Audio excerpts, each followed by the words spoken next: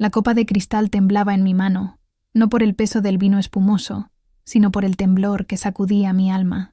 El tintineo de los cubiertos contra la porcelana cara sonaba como campanas fúnebres en el suntuoso comedor de la casa de mi hijo, Miguel.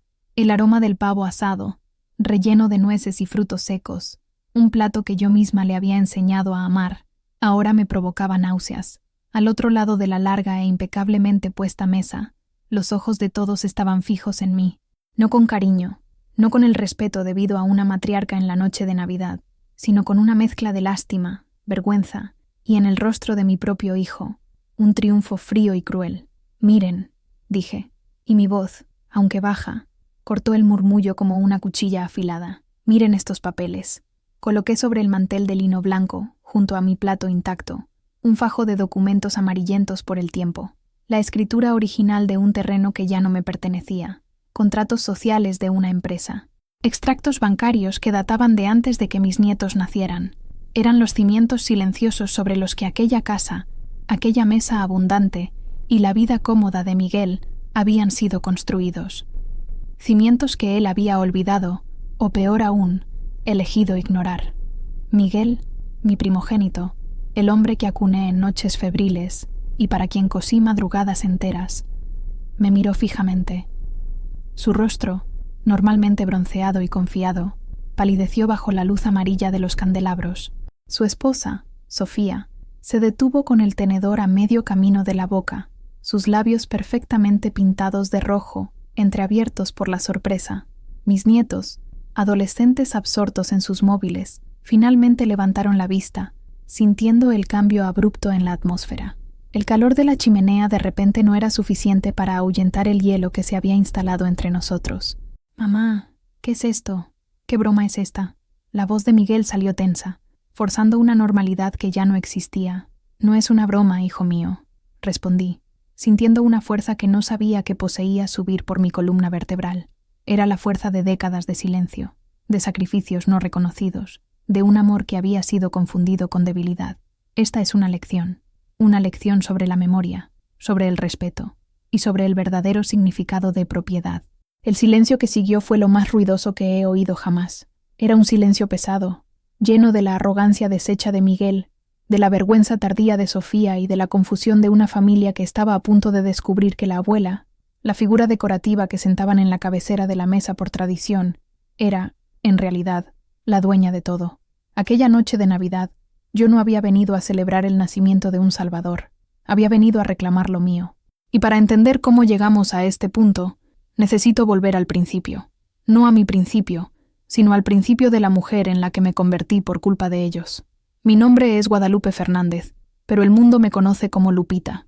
Nací hace 72 años en una pequeña casa de adobe con suelo de tierra apisonada en las afueras de Oaxaca, una ciudad que pulsa con los colores vibrantes de los mercados y el olor dulce y terroso del chocolate moliéndose en las calles. Mi infancia no estuvo marcada por juguetes, sino por texturas, el tacto áspero del lino crudo, la suavidad de la seda que mi madre, una costurera de manos expertas, guardaba para los encargos especiales de las señoras de la ciudad, el algodón teñido con cochinilla que se transformaba en blusas bordadas. Mi madre, Inés, era una mujer de pocas palabras y manos que nunca se detenían. Fue de ella que heredé el don, o quizás la maldición, de transformar tela e hilo en sustento. Sentada a sus pies, mientras ella pedaleaba su vieja máquina de coser Singer, aprendí a hacer un dobladillo invisible, a coser un botón para que nunca se cayera y, lo más importante, a entender que cada puntada era un acto de amor y de supervivencia. Una puntada mal dada, Lupita, decía, sin apartar los ojos de la tela, y la pieza entera puede deshacerse. La vida también es así. Cuida bien de cada puntada. Mi padre, Ramiro, era un hombre de campo. Su piel estaba curtida por el sol implacable de Oaxaca, y sus manos, gruesas y callosas, contrastaban con la delicadeza de las de mi madre. Olía a tierra mojada y a maíz. Traía a casa lo que la tierra nos daba, y mi madre lo transformaba en comidas que, aunque sencillas, calentaban el alma. Él me enseñó a leer las nubes en el cielo y a saber cuándo vendría la lluvia. De uno, aprendí la paciencia de la tierra, del otro, la precisión de la aguja. Crecí en ese equilibrio. Una niña delgaducha de trenzas largas y oscuras, con ojos que lo observaban todo. Mientras las otras niñas jugaban con muñecas, yo creaba vestidos para ellas con los retales que mi madre me daba. No soñaba con casarme con un príncipe, soñaba con tener mi propia tienda de telas, un lugar donde los rollos de colores se alzarían hasta el techo como un bosque encantado. A los 17 años conocí a Javier. Era diferente a los muchachos de nuestro pueblo. Trabajaba en la ciudad, en la construcción, y hablaba de un futuro más allá de los campos de maíz. Tenía una sonrisa fácil que formaba hoyuelos en sus mejillas y ojos que brillaban con ambición. Él no me veía solo como la hija de la costurera, sino como Lupita. Elogiaba mis bordados. Decía que mis manos eran de artista. Me enamoré de la forma en que me miraba, como si yo fuera la pieza más rara y preciosa que jamás había visto. Nos casamos un año después. La fiesta fue sencilla, en el patio de nuestra casa, con música de guitarra y ollas de mole negro que mi madre cocinó durante 3 días. Mi vestido, por supuesto, lo hice yo, de algodón blanco, sencillo, pero con un bordado de flores silvestres en el corpiño que tardé meses en completar. Aquella noche, bajo un cielo estrellado que parecía pintado a mano, creí que mi vida sería como aquel bordado, llena de belleza, tejida con cuidado y destinada a durar para siempre. Poco sabía yo que algunos hilos, por muy fuertes que parezcan, están destinados a romperse. Nuestro primer hogar fue un pequeño anexo alquilado en la parte trasera de una casa más antigua, en el barrio de Jalatlaco. Las paredes eran de un ocre desvaído, y las ventanas de madera daban a un patio compartido donde los vecinos colgaban la ropa, y los niños corrían detrás de las gallinas. Para mí, aquel lugar era un palacio. Pinté las paredes de un azul añil vibrante, colgué cortinas que yo misma cosí, y llené los alféizares de las ventanas con macetas de geranios rojos. La vieja Singer de mi madre ocupaba un lugar de honor en un rincón del salón, y su zumbido constante se convirtió en la banda sonora de nuestra vida de a dos.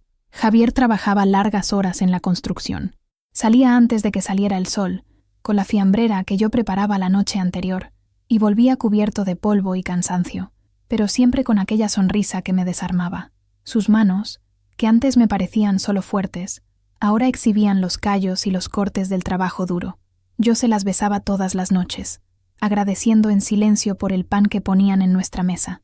Mientras él construía la ciudad, yo construía nuestro hogar. Aceptaba encargos de costura de las vecinas, dobladillos de pantalones, arreglos en vestidos, uniformes escolares para los niños. El dinero era poco, pero sumado al salario de Javier, era suficiente. Vivíamos con sencillez, pero con una riqueza que no se mide en pesos. Los domingos, paseábamos de la mano por el Zócalo, la plaza principal, comiendo maíz asado y viendo el mundo pasar. Javier hablaba de sus sueños, de tener un día su propia pequeña constructora, de darme la tienda de telas que tanto deseaba, y yo le creía en nosotros. La noticia de mi embarazo llegó como la primera lluvia de mayo, fresca y prometedora. Javier lloró de alegría. Pasaba horas con la cabeza apoyada en mi vientre creciente, hablando con nuestro hijo, contándole sobre el mundo que le esperaba. Fue el periodo más feliz de mi vida. Cosía pequeñas ropas de bebé con las telas más suaves que podía encontrar, imaginando el rostro que las vestiría. Miguel nació en una noche cálida de agosto, con un llanto fuerte y pulmones sanos. Era la viva imagen de su padre, con los mismos ojos oscuros y expresivos. Sostenerlo en mis brazos por primera vez fue como sentir que el universo entero encajaba. Todo el cansancio, todas las preocupaciones, todo se disipó. Allí estaba la puntada más importante de mi vida, el nudo central que me uniría para siempre a Javier. Ser madre me consumió y me rehízo. Las noches sin dormir, la preocupación constante, el amor abrumador. Miguel era un niño enérgico y curioso. Desmontaba todo lo que encontraba para ver cómo funcionaba por dentro. Javier lo llamaba mi pequeño ingeniero. Yo veía en él la misma ambición del padre, la misma chispa de querer más de lo que la vida le ofrecía en bandeja. Y yo, como cualquier madre, me juré a mí misma que haría todo lo posible para que él tuviera las oportunidades que Javier y yo nunca tuvimos. Nuestra familia creció. 2 años después de Miguel, vino Elena, dulce y tranquila como una brisa de atardecer. Y después, Rafael, el más joven, con una risa contagiosa que llenaba la casa.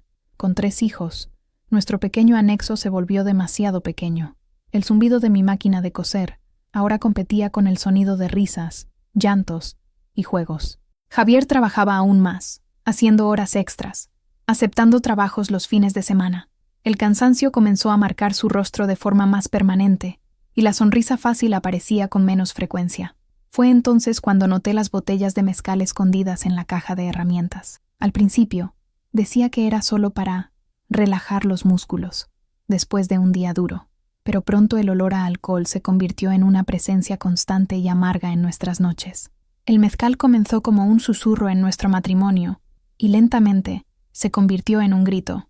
Al principio, era solo 1 o 2 copas por la noche, que dejaban a Javier más relajado, más hablador, contaba chistes, bailaba conmigo en el pequeño salón, y por un momento parecíamos la misma pareja joven y soñadora del Zócalo. Pero la dosis aumentó, la relajación dio paso a un humor inestable. El hombre que antes me elogiaba, ahora criticaba la comida, se quejaba del ruido de los niños, del dinero que nunca era suficiente. Yo intentaba hablar. Javier, por favor, bebe menos, no te hace bien, no nos hace bien. Él se ponía a la defensiva. Es solo para aguantar el tirón, Lupita. Tú no sabes lo que es cargar sacos de cemento todo el día bajo ese sol. Me merezco un poco de descanso. ¿Qué podía decir? Veía el agotamiento en sus ojos, la forma en que su cuerpo, antes tan fuerte, comenzaba a encorvarse bajo el peso de sus responsabilidades y de su vicio. Entonces, me callaba. Recogía las botellas vacías antes de que los niños se despertaran. Fingía no oler el aliento a alcohol por la mañana. Cosía más. Trabajaba hasta más tarde, intentando compensar el dinero que él gastaba en la cantina y la inestabilidad que su bebida traía a casa. Me convertí en una experta en tejer una fachada de normalidad sobre los agujeros que se abrían en el tejido de nuestra familia. Miguel, al ser el mayor, fue el primero en darse cuenta. Veía a su padre llegar tambaleándose, oía nuestras discusiones ahogadas en el cuarto. Veía el miedo en mis ojos. Él, que antes adoraba a su padre, comenzó a distanciarse. Un muro de resentimiento comenzó a construirse en su corazón de niño, y yo no tenía las herramientas para derribarlo. Elena, por su parte, se retraía, volviéndose aún más silenciosa, buscando refugio en sus libros. Rafael, demasiado pequeño para entender, solo sentía la tensión en el aire y lloraba sin motivo aparente. El punto de ruptura llegó una tarde de domingo. Javier había prometido llevar a los niños al parque, pero pasó la mañana bebiendo con amigos. Cuando volvió, apenas podía mantenerse en pie. Miguel, que entonces tenía 10 años, se plantó frente a la puerta, con los bracitos cruzados. «¿Lo prometiste?», dijo, con la voz infantil temblando de rabia y decepción. Javier intentó reír, pero el sonido salió arrastrado. «Deja de ser un pesado, niño. Vamos mañana. Siempre dices lo mismo. Eres un mentiroso». La palabra golpeó a Javier como un puñetazo. Levantó la mano. Yo me lancé delante de Miguel, mi cuerpo convirtiéndose en un escudo. «No te atrevas, Javier. No toques a mi hijo». No me pegó. La mano quedó suspendida en el aire por un instante eterno, y luego la bajó, la furia en su rostro siendo reemplazada por una vergüenza profunda y desoladora. Me miró a mí, a Miguel, y al miedo en los rostros de Elena y Rafael. Sin decir una palabra, dio media vuelta y se fue. No volvió esa noche, ni la siguiente. Lo encontré 3 días después. Un compañero de trabajo vino a avisarme. Javier se había caído de un andamio. La versión oficial fue un accidente laboral, pero el compañero, con la mirada baja, me dijo la verdad. Javier estaba bebiendo en el trabajo. Su cuerpo, debilitado por el alcohol y el cansancio, simplemente cedió. El luto fue una niebla espesa y fría. Tuve que ser fuerte por mis hijos, organizar el velatorio, aceptar el pésame de los vecinos que susurraban sobre la tragedia. Pero en el silencio de la noche, cuando los niños finalmente dormían, el peso de la realidad me aplastaba. Estaba sola, con 3 hijos que criar, deudas que pagar y un futuro que se extendía ante mí como una tela oscura y sin forma. La noche después del entierro, Miguel entró en mi cuarto. No lloró, solo se sentó al borde de mi cama y dijo, con una seriedad aterradora para un niño de su edad: «No te preocupes, mamá, yo te cuidaré. Ahora yo seré el hombre de la casa y nunca seré como él». En ese momento, mi corazón se partió y se llenó de orgullo al mismo tiempo. Abracé a mi hijo, sintiendo sus hombros pequeños y tensos. Estaba intentando remendar nuestro tejido roto, pero yo no sabía que los hilos que usaría para remendar nuestras vidas, años más tarde, serían los mismos que me atraparían en una red de ingratitud. La muerte de Javier dejó un agujero en nuestras vidas y en nuestro presupuesto. La pequeña pensión que recibí por su muerte apenas alcanzaba para el alquiler y la comida más básica. El mundo de repente parecía haberse encogido y vuelto más hostil. El zumbido de mi máquina de coser, que antes era una melodía de fondo, se convirtió en el ritmo frenético de mi supervivencia. Mis manos, que antes creaban bordados delicados, ahora trabajaban a ritmo industrial. Cosía de todo: uniformes para los trabajadores de la fábrica de cemento, manteles para un pequeño restaurante local, vestidos de primera comunión para las niñas de la parroquia. Los encargos llegaban de todas partes, pues la fama de mi habilidad y mi esmero era conocida. Pero para dar abasto con todo, mis noches se volvieron cortas y mis días interminables. Me levantaba a las 4 de la mañana, antes que nadie, para adelantar el trabajo. El olor a café fuerte se mezclaba con el olor a aceite de la máquina. Cuando los niños se despertaban, paraba para hacer el desayuno, arreglarlos para la escuela, revisar los deberes. En cuanto se iban, volvía a la máquina. Apenas paraba para almorzar, comiendo un taco de pie, junto a la tabla de planchar, para no perder tiempo.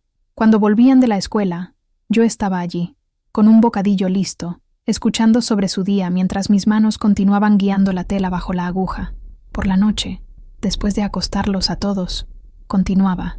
Muchas veces, el sol ya clareaba el cielo cuando finalmente me permitía unas pocas horas de sueño, con el cuello dolorido y los dedos entumecidos. Cada peso ganado se dividía meticulosamente. Alquiler, comida, material escolar. Yo era la ministra de Finanzas de un país minúsculo y en quiebra. Para mí, nunca sobraba nada. Mis vestidos eran viejos y remendados. Mis zapatos, gastados hasta que la suela era fina como el papel. Recuerdo una vez, pasando frente a una tienda en el centro, vi un chal de lana, de un tono azul profundo como el cielo nocturno. Me quedé allí, parada, durante largos minutos, imaginando su calor en mis hombros. Pero entonces pensé en los libros nuevos que Miguel necesitaba para la escuela, en los zapatos que a Elena se le estaban quedando pequeños, y en el deseo de Rafael por un balón de fútbol. Le di la espalda al chal y seguí adelante. Mis necesidades siempre estaban al final de la cola. Los sacrificios no eran solo materiales, eran de tiempo, de energía, de sueños.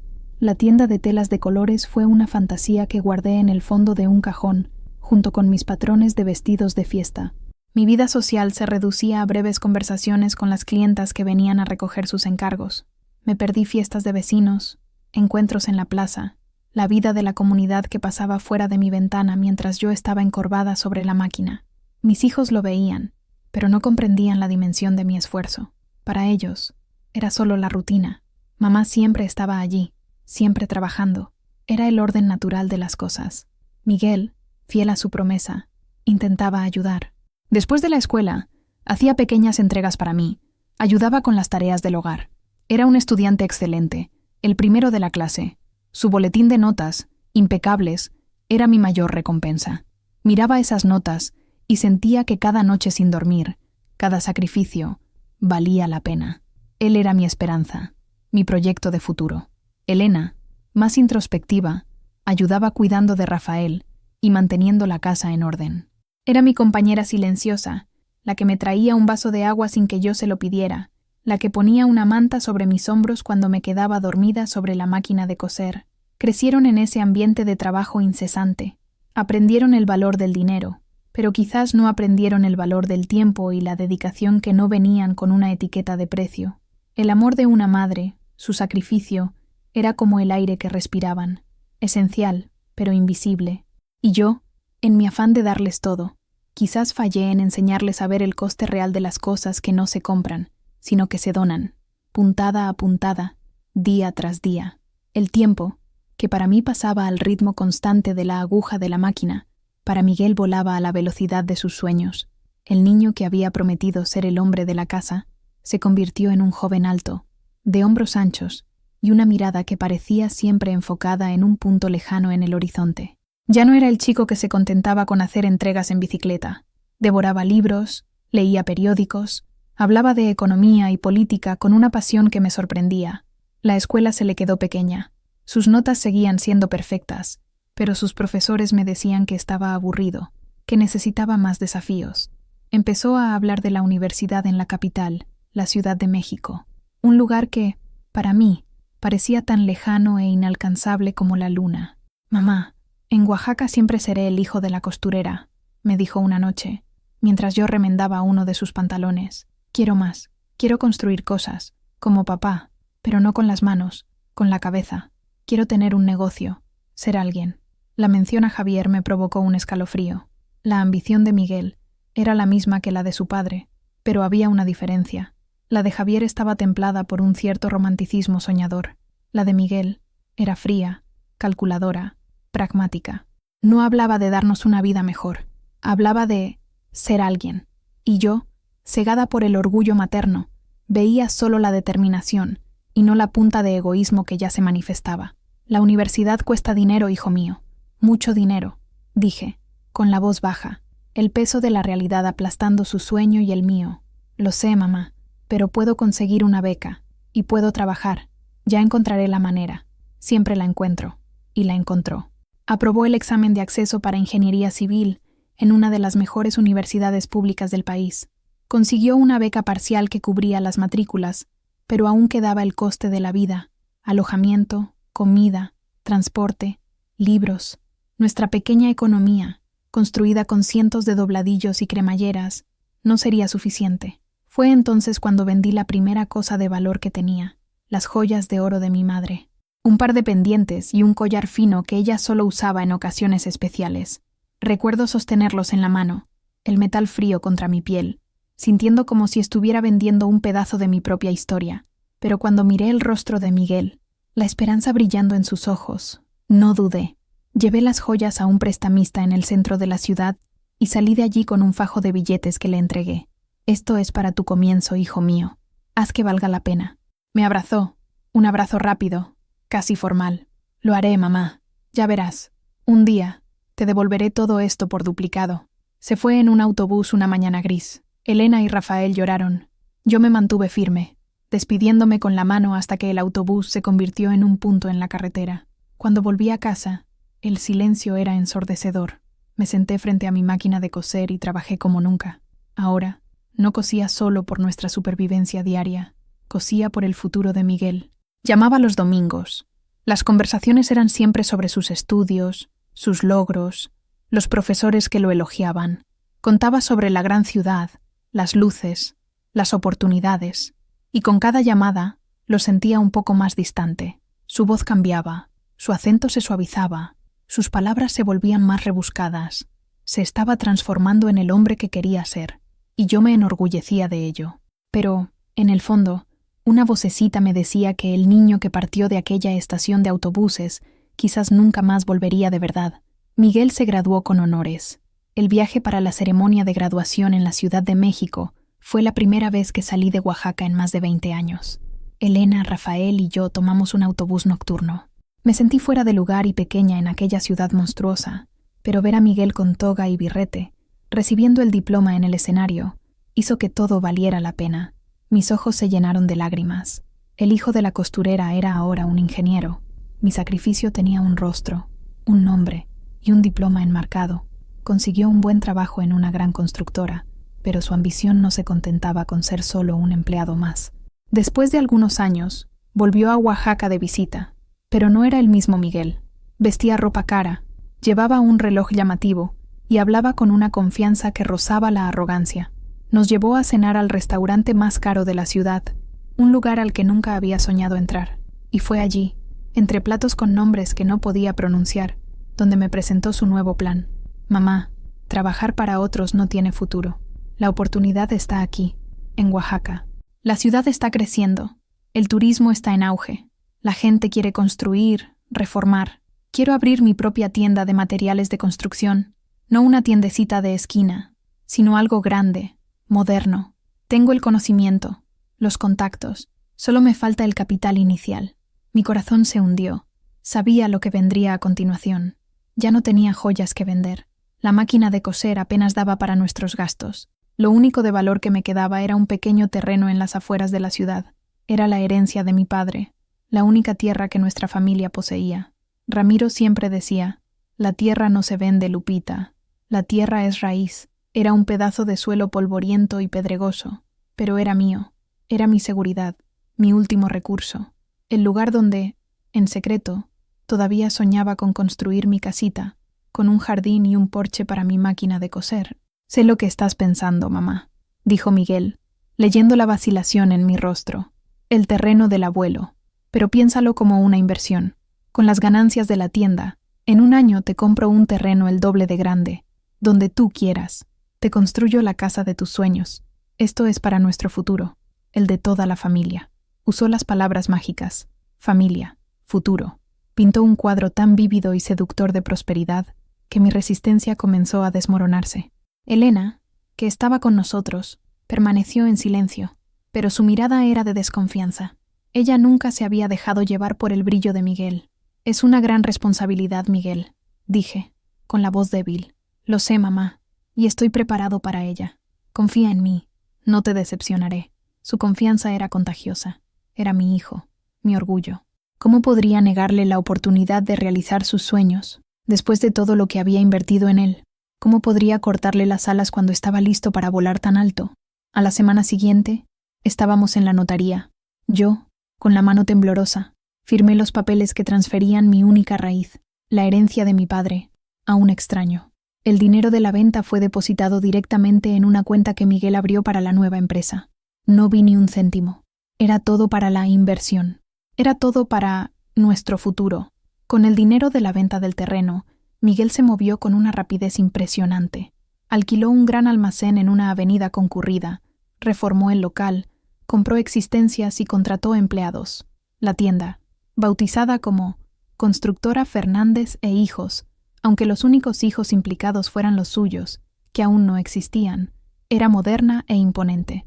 Parecía algo trasplantado de la capital a nuestra tranquila Oaxaca. Lo acompañé en todo el proceso, no como socia, sino como una madre orgullosa. Llevaba café y pan dulce a los trabajadores, ayudaba en la limpieza, daba mi opinión sobre la disposición de las estanterías. Me sentía parte de aquello. Sentía que mi terreno no había sido vendido, sino transformado en algo grandioso. Unas semanas antes de la inauguración, Miguel llegó a casa con una carpeta llena de papeles. Parecía cansado, pero emocionado. «Mamá, necesito tu ayuda con una última cosa.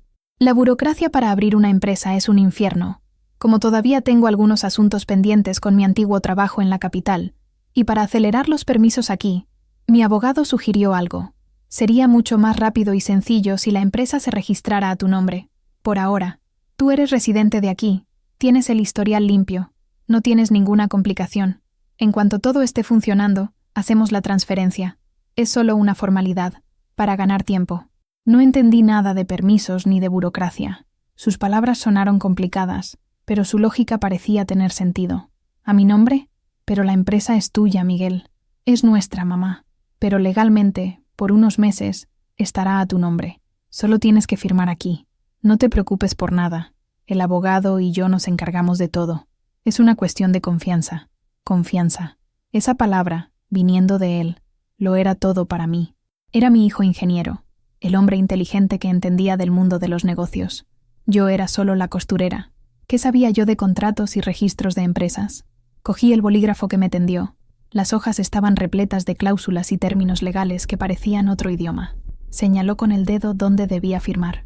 Y firmé, sin leer, sin cuestionar. Firmé mi nombre, Guadalupe Fernández, en todas las líneas de puntos. En ese momento, no estaba firmando un documento legal. Estaba firmando un certificado de mi fe inquebrantable en mi hijo. Estaba formalizando mi amor y mi confianza. Le había entregado mi pasado al vender la tierra de mi padre, y ahora le entregaba mi presente, poniendo mi nombre en la primera línea de su futuro. La inauguración de la tienda fue un gran evento. Hubo un cura para bendecir el local, políticos locales, empresarios. Miguel dio un discurso elocuente, agradeciendo a todos. Mencionó a su padre, que le enseñó el valor del trabajo duro. Mencionó la ciudad de Oaxaca, por la que sentía un gran amor. Mencionó su visión de futuro. No me mencionó a mí. Yo estaba en un rincón, junto a Elena y Rafael, aplaudiendo con los demás. Una clienta mía que estaba allí me dio un codazo y dijo: «Debes estar muy orgullosa, Lupita. Tu hijo ha llegado lejos». Y lo estaba. Estaba inmensamente orgullosa. Tan orgullosa que no me di cuenta de la pequeña omisión. Tan ciega por el brillo de su éxito que no vi que, en su discurso, mi contribución ya había comenzado a ser borrada. La formalidad que había firmado era, en realidad, el último eslabón visible entre mi sacrificio y su triunfo. Y con el tiempo, él haría todo lo posible para que ese eslabón también se volviera invisible. La constructora Fernández e Hijos prosperó. Miguel tenía olfato para los negocios, y su tienda se convirtió rápidamente en la referencia de la ciudad para quien quisiera construir o reformar. El dinero comenzó a entrar, y con él, la vida de Miguel cambió radicalmente.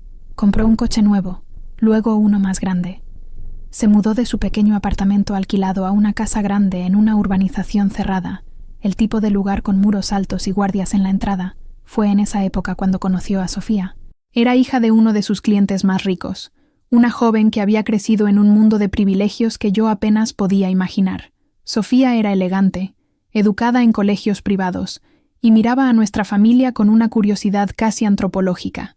Era educada conmigo, pero de una forma distante, como si yo fuera una pieza de artesanía local, interesante pero rústica.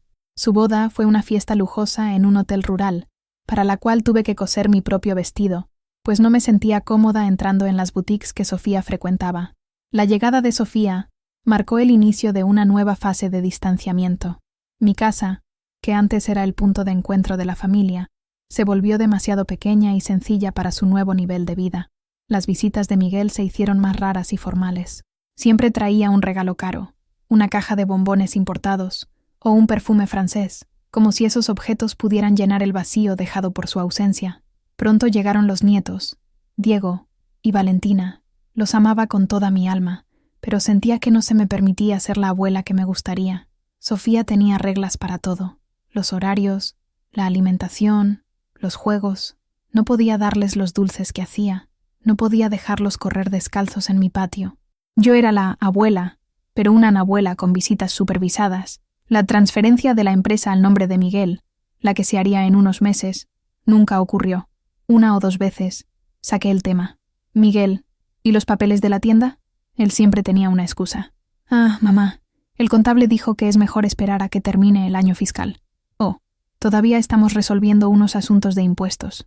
Es más simple así por ahora. Yo, sin entender nada de años fiscales o impuestos, aceptaba la explicación.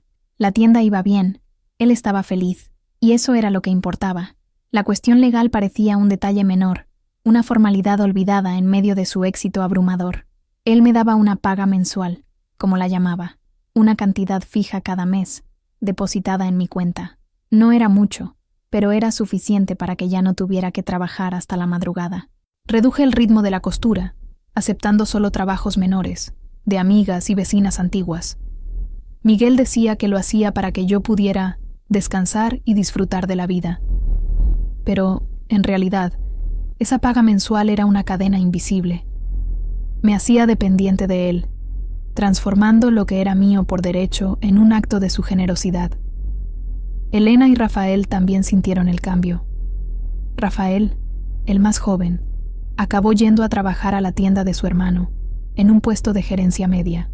Estaba agradecido por la oportunidad, pero vivía bajo la sombra autoritaria de Miguel. Elena, que se había graduado como profesora, era la más crítica. «Se ha olvidado de dónde viene, mamá», me decía. «Cree que todo lo que tiene lo ha conseguido solo». Yo lo defendía. «No digas eso, hija mía. Trabaja mucho». Pero en el fondo de mi corazón, la semilla de la duda comenzaba a germinar.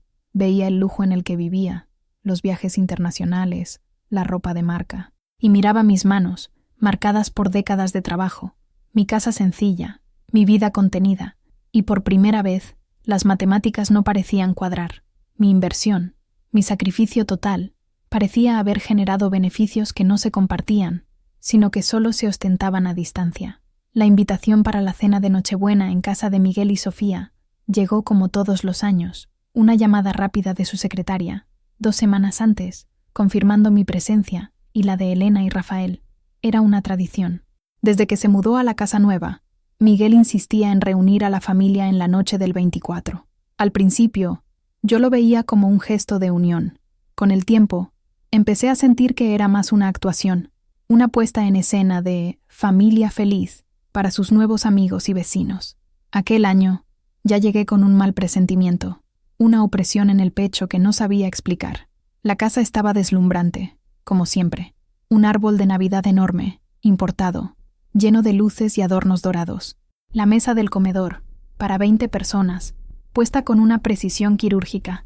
Además de nosotros, yo, Elena, Rafael y su esposa, estaban los padres de Sofía, algunos socios de Miguel y vecinos de la urbanización, un grupo de personas con las que no tenía nada en común. Me senté en el lugar de siempre, en la cabecera opuesta a la de Miguel, el lugar de honor de la matriarca, pero nunca me sentí menos honrada. Sentía las miradas sobre mí, mi vestido sencillo, mi pelo canoso recogido en un moño. Me sentía como una reliquia de un pasado que Miguel quería olvidar. La conversación en la mesa giraba en torno a viajes a Europa, inversiones en la bolsa y la dificultad de encontrar buenos empleados. Yo permanecía en silencio, removiendo la comida en mi plato. Sofía, la anfitriona perfecta, intentó incluirme. Entonces, Guadalupe, ¿ha cosido mucho últimamente? Su pregunta, aunque parecía educada, sonaba cargada de condescendencia, como si hablara de un hobby pintoresco y no del trabajo que pagó la educación de su marido. Solo pequeños arreglos, para mantenerme ocupada, respondí, con la voz baja. El clímax de la noche, el momento que quedaría grabado a fuego en mi memoria, llegó después del plato principal. Miguel se levantó para proponer un brindis. Levantó su copa, con el rostro enrojecido por el vino caro y la autosatisfacción. Un brindis por la familia, comenzó, y todos levantaron sus copas, y un brindis especial por mi madre. Por un instante, mi corazón se reconfortó. Quizás lo había juzgado mal, quizás iba a reconocer finalmente. Un brindis por mi madre, continuó, con una sonrisa que no llegaba a los ojos, que ahora, finalmente, puede tener una vejez tranquila. Gracias a Dios, hoy tenemos los medios para cuidarla, para garantizar que no le falte nada. Porque, seamos sinceros, hizo una pausa dramática, mirando alrededor de la mesa, captando la atención de todos. A su edad, viviendo sola, ya se ha convertido en una carga un poco pesada, ¿no es cierto? Pero es nuestro deber. Por mamá. Una risa incómoda recorrió la mesa. Algunos de los invitados sonrieron sin gracia, sin saber cómo reaccionar. El padre de Sofía soltó una risita, como si Miguel hubiera contado un chiste ingenioso. Sofía miró su plato, el rostro impasible. Pero yo vi la mirada de Elena, llena de furia. Vi a Rafael bajar la cabeza, avergonzado, y sentí mi propio rostro arder. Cada palabra suya fue una bofetada, una carga. Cuidarla, nuestro deber, me redujo a una obligación, a un objeto de caridad, frente a extraños. Borró mi historia, mi fuerza, mis sacrificios, y me pintó como una ancianita senil y dependiente, cuya única función era recibir su generosidad. El aire pareció enrarecerse, el sonido de los cubiertos desapareció. Todo lo que oía era el eco de aquellas palabras en mi cabeza. Una carga. Levanté la vista y miré a mi hijo al otro lado de aquella mesa larga y abundante, y por primera vez no vi a mi niño, a mi ingeniero, a mi orgullo. Vi a un extraño, un hombre que, para sentirse grande, necesitaba empequeñecer a su propia madre. Nadie se dio cuenta de que no brindé. Nadie se dio cuenta de que mis manos, bajo la mesa, estaban cerradas con tanta fuerza que las uñas se clavaban en mi piel. Tragué saliva, no la comida, sino la humillación. Y en ese preciso momento, algo dentro de mí, algo que había estado dormido durante años de paciencia y amor incondicional, comenzó a despertar. Era una frialdad, una claridad cortante. El amor de madre puede ser infinito, pero la dignidad de una mujer tiene un límite, y mi hijo acababa de cruzarlo. Rafael me llevó a casa después de la cena. El camino se hizo en un silencio pesado, roto solo por el sonido del motor del coche y los villancicos que sonaban en la radio, una banda sonora grotescamente alegre para el funeral de mi inocencia. Elena estaba en el asiento trasero, también en silencio, pero podía sentir su rabia emanando de ella como calor. Cuando paramos frente a mi pequeña casa, Rafael se giró hacia mí, con los ojos llenos de una angustia que no podía verbalizar. «Mamá, lo siento. Miguel, él... No es tu culpa, hijo mío», dije, poniendo mi mano en su brazo. «Entren, los dos». Dentro de casa, la sencillez de mi hogar me acogió como un abrazo. El olor a canela y naranja de mis propios adornos navideños contrastaba con la opulencia fría de la casa de Miguel. Le serví una manzanilla, y mis manos todavía temblaban. «Ese desgraciado», explotó Elena, incapaz de contenerse más. «¿Cómo tuvo el valor, delante de todo el mundo, tratarte como si fueras una inválida, un peso muerto? Y nosotros allí, sentados, sin hacer nada. ¿Qué podíamos hacer, Elena? ¿Levantarnos y montar un escándalo? Era lo que él quería, dijo Rafael con la voz amarga. Le encanta el drama, le encanta ser el centro de atención. Yo escuchaba su conversación como si viniera de muy lejos. Mi mente estaba en otro lugar, repasando la escena, la expresión de Miguel, la risa de los invitados. No era rabia lo que sentía. La rabia es una emoción caliente, que explota y pasa. Lo que sentía era un frío profundo, una especie de desilusión geológica, que se había formado lentamente a lo largo de los años y que, aquella noche, se solidificó en algo duro e inquebrantable. No lo hizo por maldad, dije, y mis hijos me miraron, sorprendidos. Lo hizo por algo peor, por indiferencia. Para él, ya no soy una persona, soy un símbolo, el símbolo de la madre viejecita y desamparada, a la que él, el hijo exitoso, ampara. Es una historia que se cuenta a sí mismo, para sentirse bien. La humillación de hoy no fue un ataque, fue un descuido. Simplemente, ya no me ve. Mis palabras parecieron calmar su rabia, sustituyéndola por una tristeza profunda. Nos quedamos allí, los tres, bebiendo té en la madrugada de Navidad, unidos no por la alegría de la fiesta, sino por el dolor de una traición familiar. Después de que se fueran, no pude dormir. La casa estaba silenciosa, la calle desierta. El mundo celebraba, pero mi mundo particular se había fracturado. Fui a mi pequeño cuarto de costura. La vieja máquina Singer estaba allí, cubierta con un paño. Pasé la mano sobre ella, sintiendo la frialdad del metal. Recordé a mi madre, sus lecciones sobre las puntadas y sobre la vida. Una puntada mal dada, Lupita, y la pieza entera puede deshacerse. Nuestra familia era una pieza de tela, tejida con hilos de amor, sacrificio y esperanza. Pero Miguel había tirado de un hilo, y veía, con una claridad aterradora, cómo toda la trama estaba a punto de deshacerse. La humillación que sentí en la mesa no fue el final, fue un despertar. Había permitido que él me definiera, que él contara mi historia. Me había convertido en un personaje secundario en la narrativa de su éxito. Me senté en mi sillón, en la oscuridad, y por primera vez en muchos años, no pensé como madre, pensé como Guadalupe, la niña que soñaba con una tienda de telas, la joven que bordó su propio vestido de novia, la mujer que crió a 3 hijos sola con la fuerza de sus manos. Aquella mujer no era una carga, aquella mujer no era débil, solo había estado dormida, acunada por la nana del amor materno. En aquella madrugada silenciosa, mientras el resto de la ciudad dormía, tomé una decisión. No montaría un escándalo, no gritaría, no lloraría delante de él. Mi respuesta no sería con emoción, sino con acción. Iba a coger una aguja, no para remendar el tejido roto, sino para bordar un nuevo diseño, un diseño mío, solo que aún no sabía por dónde empezar a buscar el hilo correcto. Los días que siguieron a la Navidad fueron un borrón de melancolía. Me movía por la casa como una autómata, cumpliendo las rutinas diarias, pero mi mente estaba lejos. Recibí llamadas de Miguel, con una alegría forzada, deseándome un feliz año nuevo, preguntando si necesitaba algo. Actuaba como si nada hubiera pasado, y esa normalidad era, en cierto modo, más dolorosa que la ofensa en sí. Para él, el incidente ya estaba olvidado, un comentario desafortunado en una noche de fiesta. Para mí, había sido un antes y un después.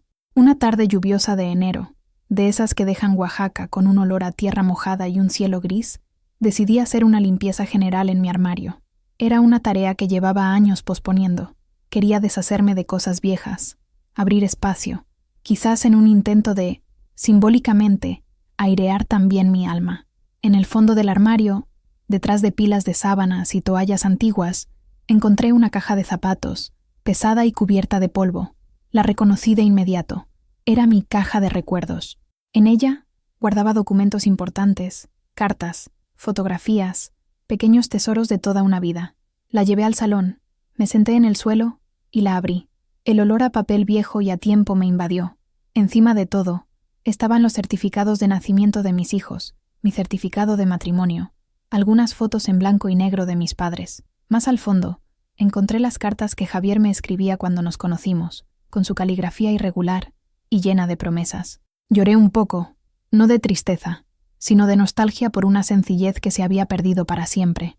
Y entonces, en el fondo de la caja, Envuelto en una bolsa de plástico para protegerlo de la humedad, encontré un fajo de papeles que apenas recordaba haber guardado. Eran los documentos de la venta del terreno de mi padre, la escritura original, el contrato de compraventa. Los sostuve, sintiendo el peso de aquella decisión, de aquel sacrificio. Junto a ellos había otra carpeta, una carpeta azul, con la etiqueta Constructora Fernández e Hijos. Mi corazón dio un vuelco. La abrí con los dedos temblorosos. Dentro estaban las copias de los documentos que había firmado aquel día, años atrás, el contrato social de la empresa, el registro mercantil, los permisos de funcionamiento, y en cada uno de ellos, claro e inconfundible, estaba mi nombre, Guadalupe Fernández, como única propietaria. Miré aquellos papeles durante un largo tiempo. Las palabras complicadas, los términos legales, ahora parecían saltar de la página. Propietaria, socia administradora única. Recordaba las palabras de Miguel. Es solo una formalidad, mamá, para ganar tiempo. El tiempo había pasado, años, y la formalidad nunca se había deshecho. Una oleada de sensaciones contradictorias me recorrió. Primero, la confusión. ¿Cómo pude ser tan ingenua? ¿Cómo pude firmar aquello sin entender? Después, una pizca de miedo. ¿Qué significaba aquello en la práctica? Y por último, una chispa. Una pequeña, minúscula chispa de poder. Yo no era una carga. No era una dependiente viviendo de su caridad. En aquel trozo de papel, en aquella formalidad olvidada, yo era la dueña de todo. La tienda, el almacén, los camiones, el negocio que sustentaba su vida lujosa, el mismo negocio construido con la venta de mis raíces. Me levanté del suelo, con las rodillas crujiendo. Guardé todos los demás papeles de vuelta en la caja, pero mantuve la carpeta azul en mis manos. Fui hasta la ventana y miré la lluvia caer. El agua lavaba las calles, limpiaba el polvo, hacía que el mundo pareciera nuevo, y sentí que algo dentro de mí también estaba siendo lavado. La niebla de rencor e impotencia se estaba disipando, dando paso a una claridad fría y cristalina. Tenía el hilo. Ahora necesitaba encontrar a alguien que me enseñara a usarlo. No para coser, sino para tejer la justicia.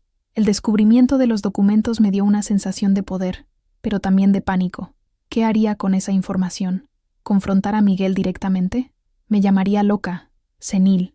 Diría que estaba malinterpretando las cosas. Me manipularía con su lógica de negocios que yo no entendía. No podía hacerlo sola. Necesitaba a alguien que hablara su idioma, el idioma de la ley. Necesitaba un abogado. La palabra en sí me asustaba. Los abogados, para mí, eran para gente rica o para criminales. Eran figuras distantes, que vivían en despachos imponentes en el centro de la ciudad. Además, la idea de llevar un asunto familiar a un extraño me causaba una profunda vergüenza. Era como admitir mi fracaso como madre, como matriarca. Pasé días dándole vueltas a la idea. ¿A quién podría acudir? Los abogados que Miguel conocía estaban descartados. Eran amigos suyos, parte de su círculo. Necesitaba a alguien neutral, alguien que no tuviera miedo de enfrentarse al poderoso ingeniero Fernández. Fue entonces cuando me acordé de Mateo. Mateo era el hijo de Consuelo, una vieja amiga mía, una de mis primeras clientas cuando empecé a coser. Lo había visto crecer. Era un niño tímido y estudioso, que siempre andaba con un libro bajo el brazo. Consuelo, con un orgullo que desbordaba, contaba que su hijo se había ido a estudiar Derecho a la capital, con mucho sacrificio.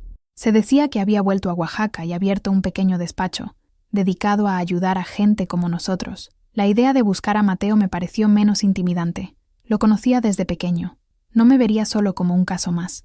Me vería como doña Lupita, la amiga de su madre. Aún así, la duda me paralizaba. Llamarlo parecía un paso sin retorno.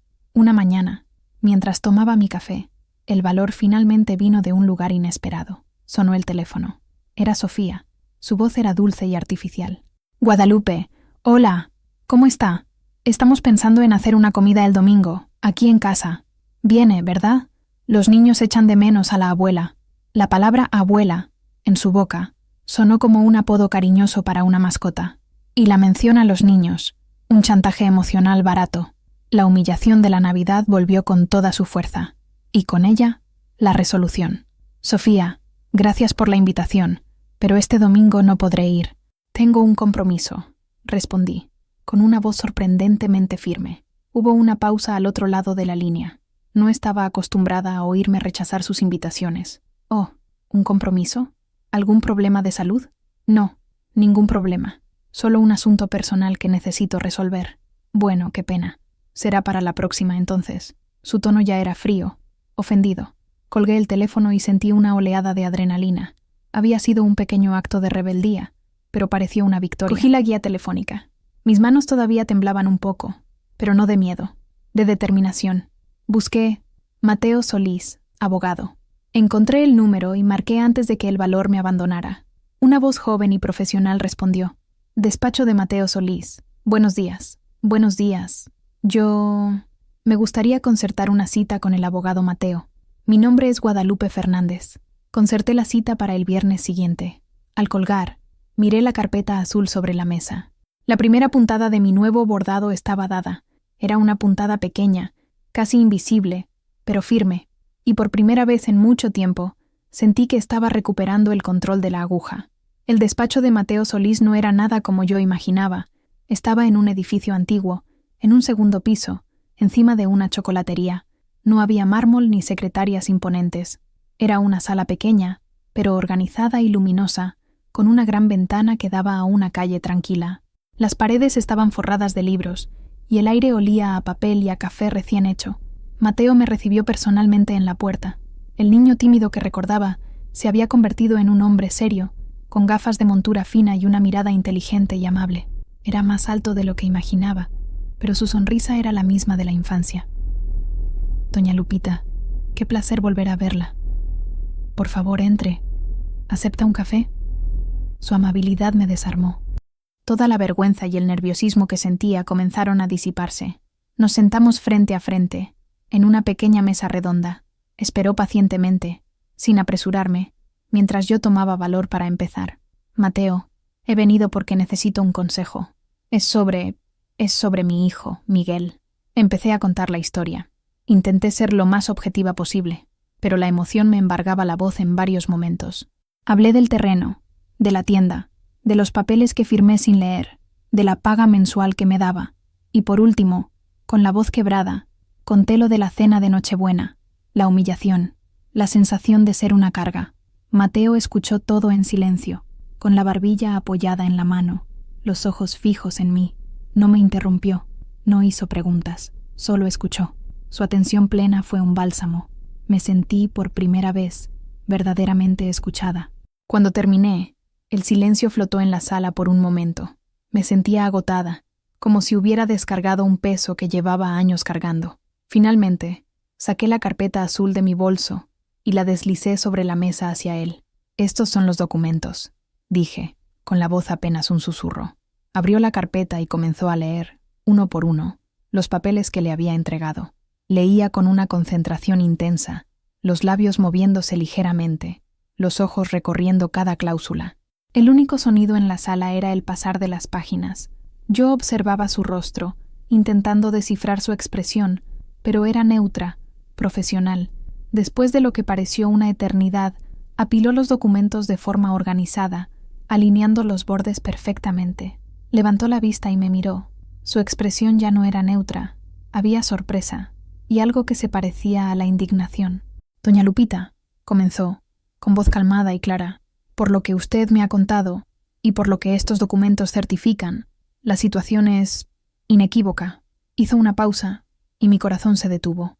Legalmente, continuó, eligiendo las palabras con cuidado, la constructora Fernández e Hijos, incluyendo todos sus activos, el inmueble, las existencias, las cuentas bancarias, le pertenece entera y exclusivamente a usted.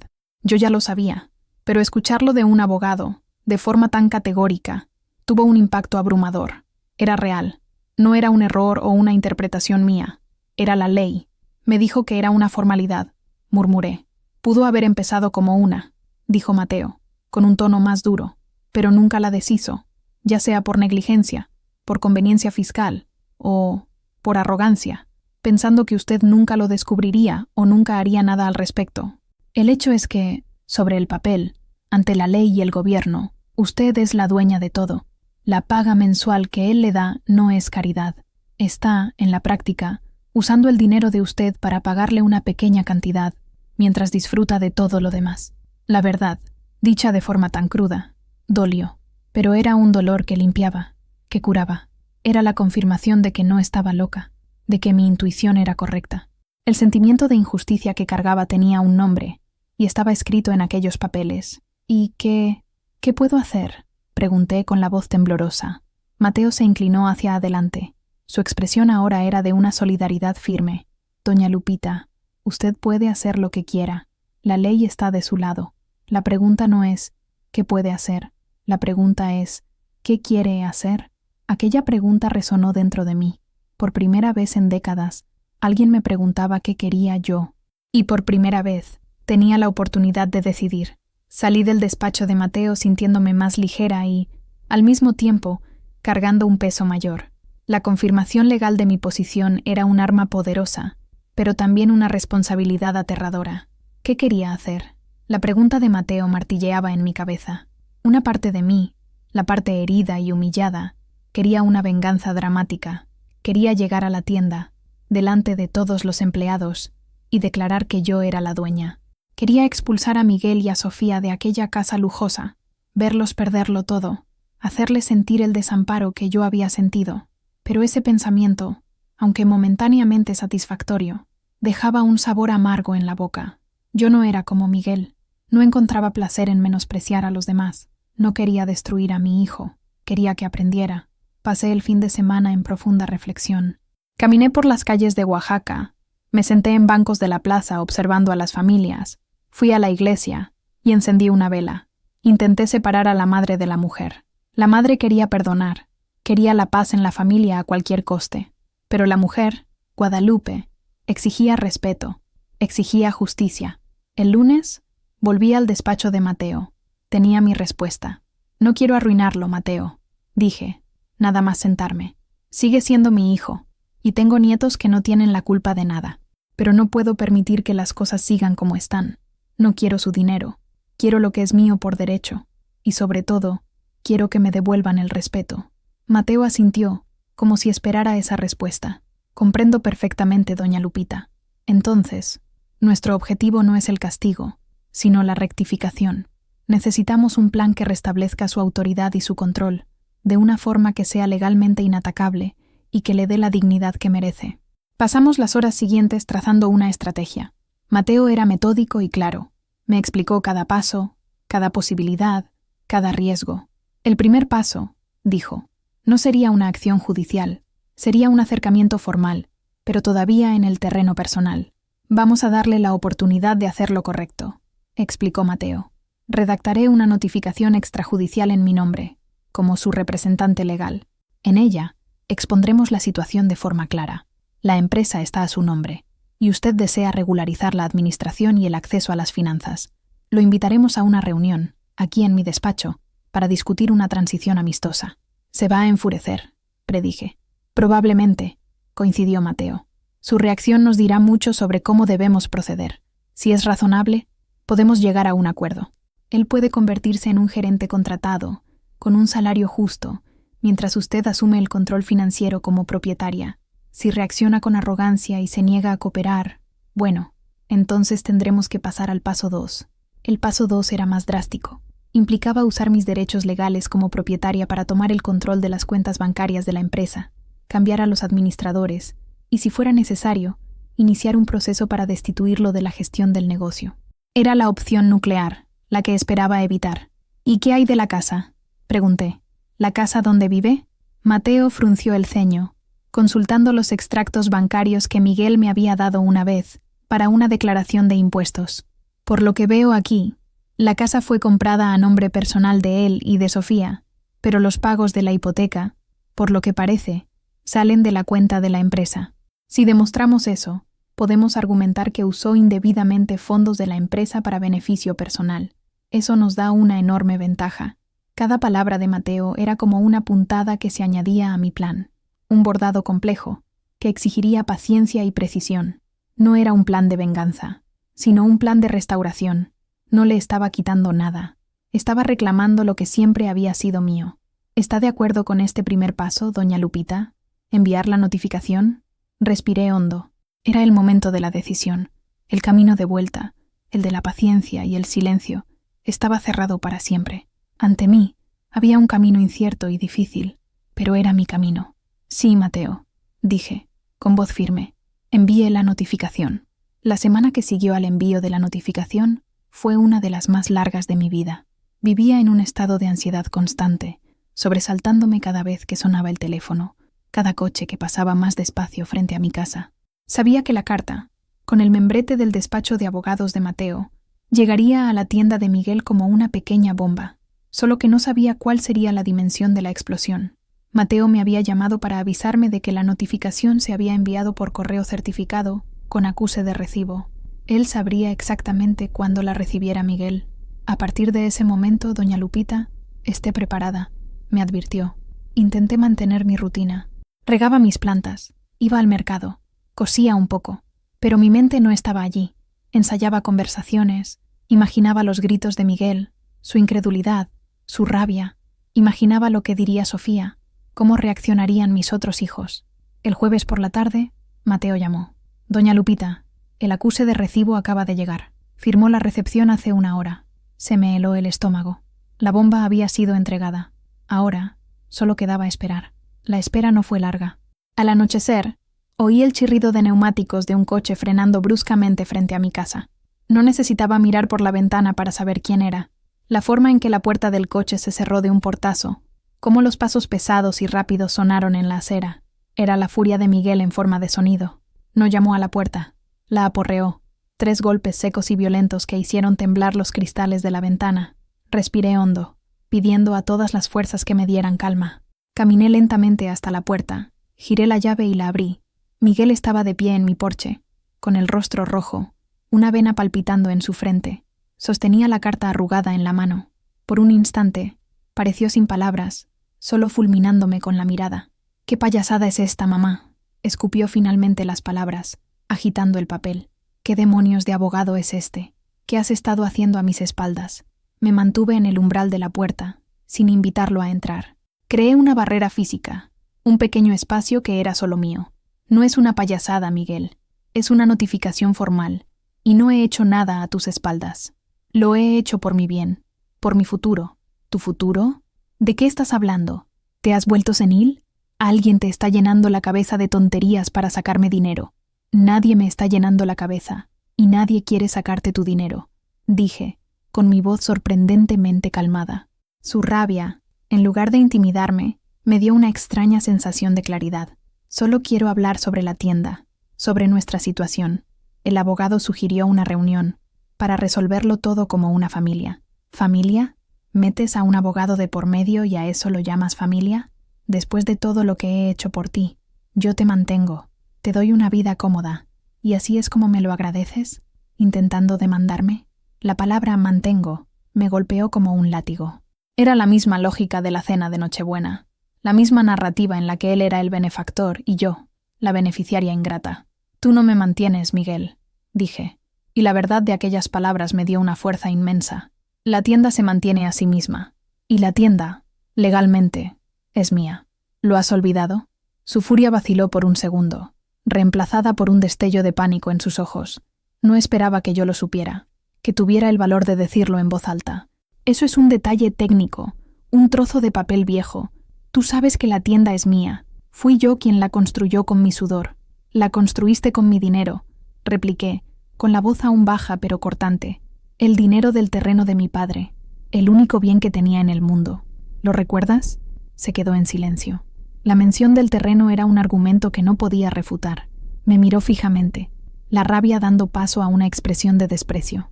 Te vas a arrepentir de esto, mamá. No sabes con quién te estás metiendo. Se dio la vuelta, se subió al coche y se marchó, chirriando neumáticos de nuevo, dejando tras de sí un rastro de humo y amenazas. Cerré la puerta y me apoyé en ella, con el corazón latiendo descontroladamente. La tormenta había llegado, y era mucho peor de lo que imaginaba. Pero, en medio del miedo, también sentí algo nuevo. No había retrocedido, lo había enfrentado, y había sobrevivido. La visita furiosa de Miguel fue solo el primer acto. No apareció en la reunión programada en el despacho de Mateo. En su lugar, Mateo recibió una llamada del abogado de Miguel, uno de los más caros y conocidos de la ciudad. El tono era de desdén.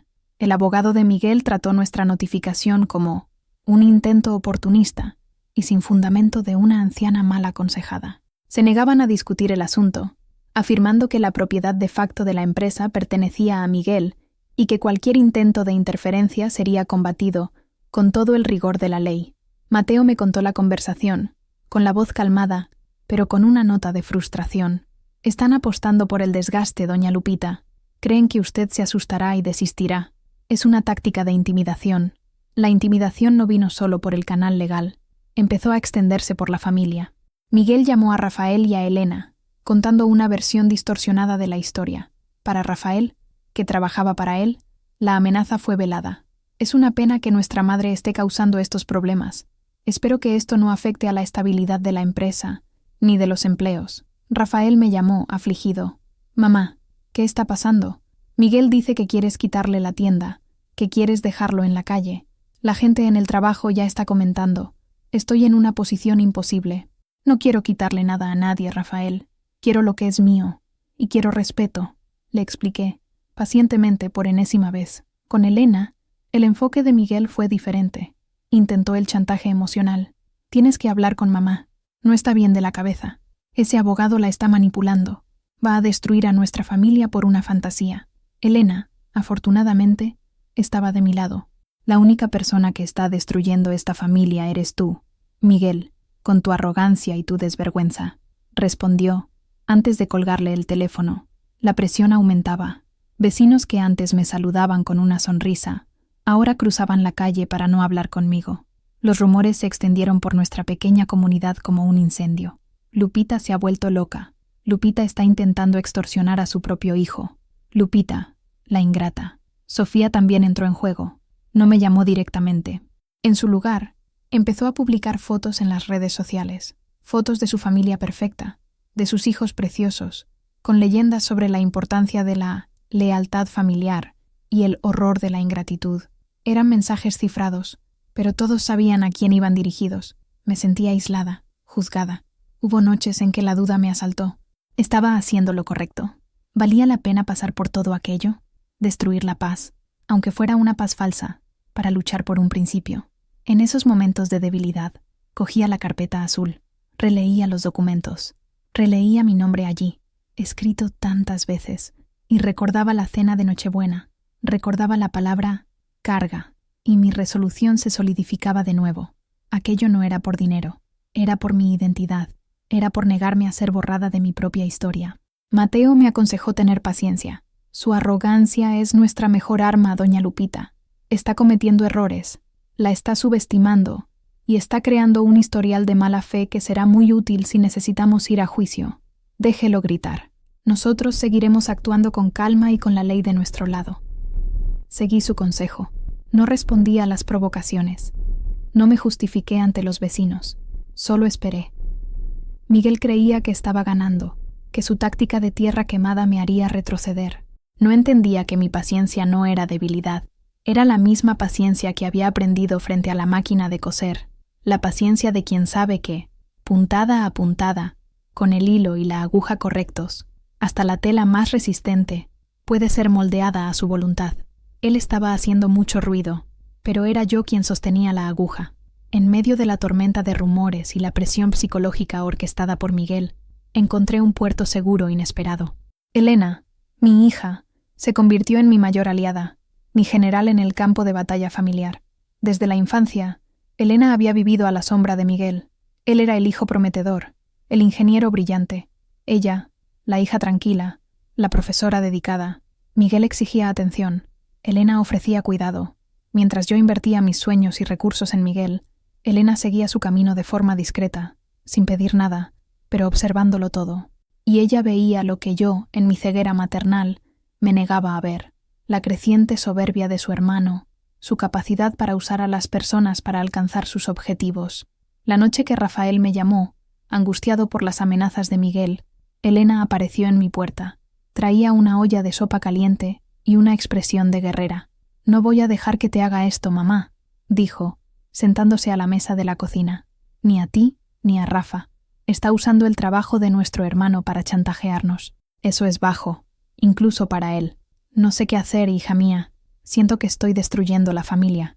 «No», dijo Elena, firmemente. Estás exponiendo la verdad sobre esta familia. Llevamos años viviendo bajo la dictadura de la voluntad de Miguel. Todo gira en torno a él, a sus éxitos, a sus humores. Ya era hora de que alguien le demostrara que no es el rey del mundo. Sus palabras fueron como un bálsamo. Saber que no estaba sola, que mi hija veía la situación con la misma claridad que yo, me dio una fuerza renovada. Elena comenzó a actuar. Habló largo y tendido con Rafael, calmándolo, explicándole mi punto de vista y asegurándole que, pasara lo que pasara, lo apoyaríamos. Le recordó todas las pequeñas humillaciones que él mismo había sufrido a manos de Miguel en la empresa, el reconocimiento que nunca había recibido. Lentamente, consiguió neutralizar el miedo de Rafael, transformándolo en una lealtad cautelosa hacia mí. Más que eso, Elena se convirtió en mi investigadora. Siendo profesora, conocía a mucha gente en la ciudad. De forma discreta, comenzó a hablar con antiguos empleados de la tienda de Miguel, con proveedores, con gente de la comunidad. Quería entender la reputación de su hermano más allá de la fachada de empresario de éxito. Lo que descubrió no me sorprendió, pero me entristeció. Miguel era conocido por ser un jefe arrogante, que pagaba salarios bajos y retrasaba los pagos a proveedores siempre que podía. Tenía fama de ser implacable en los negocios, de usar información privilegiada para perjudicar a competidores más pequeños. La imagen de hijo dedicado y emprendedor modelo era solo eso, una imagen, cuidadosamente construida para el público. Una noche, Elena volvió a casa con una información crucial. Había hablado con la viuda de un señor que fue el primer contable de Miguel. El hombre había fallecido hacía algunos años, pero su esposa recordaba oírle quejarse. Dijo que a su marido siempre le pareció extraño que la empresa siguiera a tu nombre, mamá. Advirtió a Miguel varias veces sobre los riesgos fiscales. ¿Y sabes qué respondía Miguel? Negué con la cabeza. Decía, es mejor así. Si un día el negocio va mal, la deuda queda a nombre de ella, que no tiene nada que perder. Yo me protejo. Te usó, mamá, desde el principio. No fue por conveniencia, fue un escudo. Aquella revelación fue la más dolorosa de todas. Mi ingenuidad no solo había sido explotada, había sido parte del plan. Yo no era solo la inversora olvidada, era la red de seguridad, el chivo expiatorio en potencia. La última chispa de duda que tenía sobre mi decisión se apagó. Mi lucha ya no era solo por respeto, era por justicia contra una traición calculada y fría. La alianza con Elena cambió la dinámica de la guerra. Ya no era solo yo, la viejecita mal aconsejada, contra mi hijo poderoso. Éramos nosotras, 2 generaciones de mujeres de la familia Fernández, unidas, luchando por nuestra dignidad. Y eso, Miguel no lo había previsto en su plan. Con la negativa de Miguel a negociar, entramos en una nueva fase del conflicto, la guerra de desgaste. Mateo me explicó que, antes de avanzar hacia una acción judicial completa, que sería larga, costosa y muy agotadora, teníamos otras herramientas legales. Empezamos a tomar medidas que, aunque no resolvían la cuestión de la propiedad, servían para afirmar mi posición y presionar a Miguel. El primer paso fue enviar una notificación formal a todos los bancos con los que trabajaba la empresa. La notificación, firmada por mí y redactada por Mateo, informaba a la institución de que, como única propietaria legal, ninguna gran transacción, préstamo o alteración en la cuenta debía realizarse sin mi firma expresa.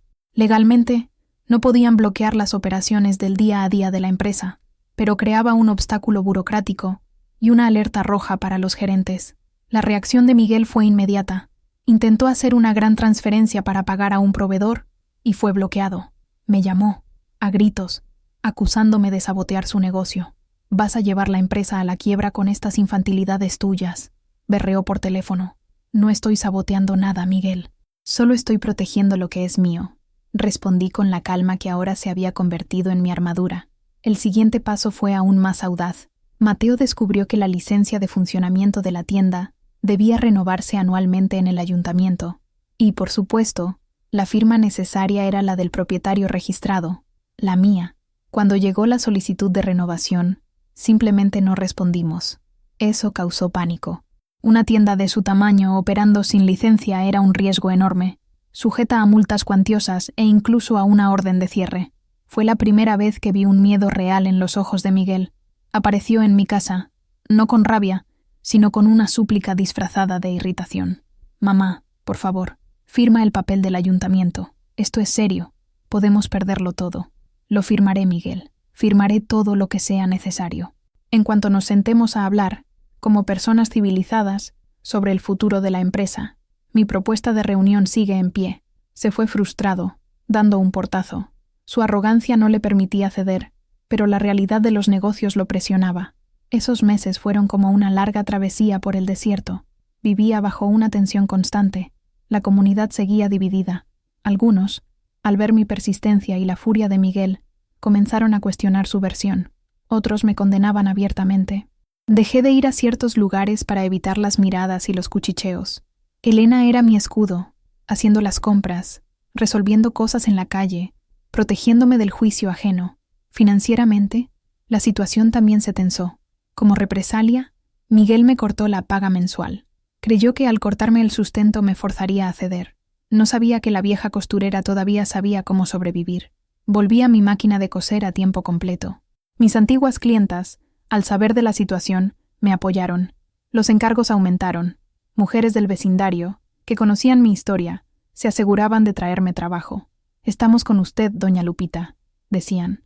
El zumbido de mi Singer volvió a ser la banda sonora de mi independencia. Fue un periodo solitario y difícil, pero también de un enorme fortalecimiento. Estaba redescubriendo mi propia fuerza, mi resiliencia. Estaba aprendiendo a vivir sin la aprobación de mi hijo, a mantenerme con mis propias manos, como siempre había hecho. Miguel creía que me estaba castigando, pero, en realidad, me estaba liberando. Me quitó la muleta dorada que me había ofrecido, forzándome a caminar con mis propias piernas, y descubrí que todavía eran muy fuertes. El otoño llegó, pintando los árboles de Oaxaca con tonos ocres y dorados. Había pasado casi un año desde aquella fatídica cena de Nochebuena. La guerra fría entre Miguel y yo continuaba. Había conseguido una medida cautelar para mantener la tienda funcionando sin la licencia renovada, pero era una solución temporal y precaria.